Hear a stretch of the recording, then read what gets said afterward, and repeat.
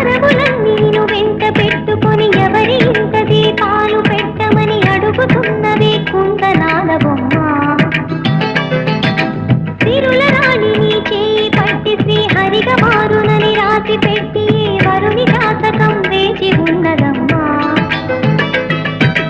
అన్నమయ్య శృంగార కీర్తనల వర్ణనలకు ఆకారమైన బంగారు చిలకవమ్మ.